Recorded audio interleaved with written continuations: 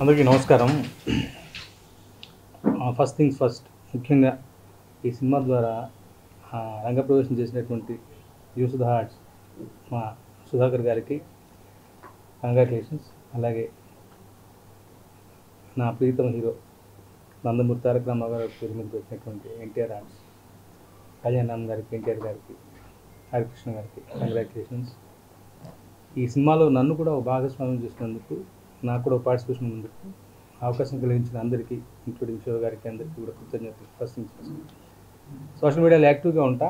ఏ క్షణాన్ని అన్నాను దేశం దేవర కైవసం అన్నా, అది వాళ్ళ అక్షరాల నిజమైపోయి ఇలా ఒక ఓవర్వెల్మింగ్ రెస్పాన్స్. ఓవర్వెల్మింగ్ కూడా క్యాపిటల్స్ మామూలుగా లేదు.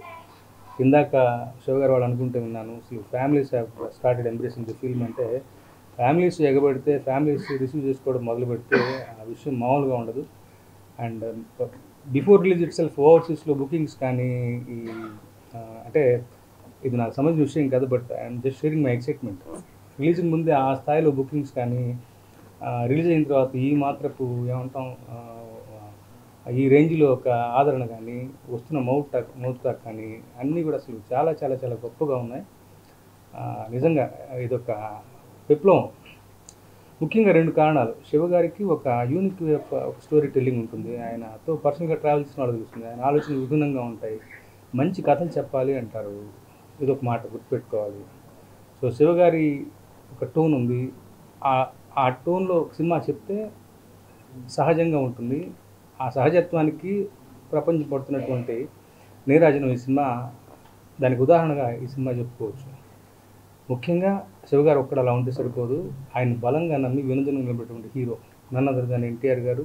గొప్ప పర్ఫార్మర్. 2 షేడ్స్, ఫస్ట్ హాఫ్ ఒక పద్ధతి, సెకండ్ హాఫ్ ఒక పద్ధతి. అసలు ఆయన ఈయన అన్నట్టుగా మామూలు మెస్మరైజింగ్ ఎక్స్పీరియన్స్ కాదు అసలు. అంటే కథ తెలిసిన నాకే సినిమా చూస్తుంటే ఒక రకమైన లోకంలోకి వెళ్ళిపోవడం. ఆఫ్ కోర్స్ ఆ వరల్డ్ బిల్డింగ్ కానీ, ఆ వ్యవహారం కానీ, సముద్రం మీద ఏమంటాం, సముద్రం విజువల్స్ కానీ, రత్నూలు గారి వర్క్ అయితేనేమి, సాబుశెట్టి గారి వర్క్ అయితేనేమి, శ్రీకృష్ణ గారి ఎడిటింగ్, ముఖ్యంగా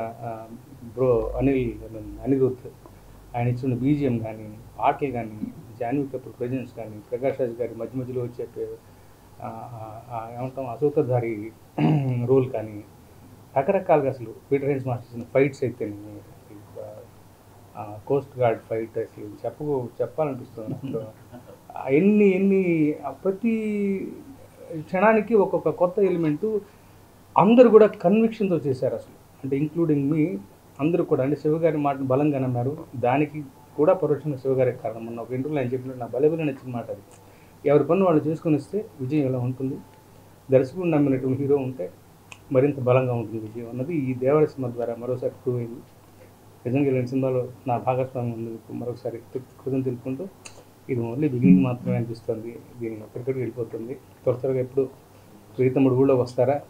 మొన్న జరిగిన ఈవెంట్ ఉంటుంది, మళ్ళీ ఒక ఈవెంట్ డెఫినెట్గా ఉంటుంది కదా, అందులో పార్టిసిపేట్ చేయడానికి ఎదురు చూస్తున్నాను.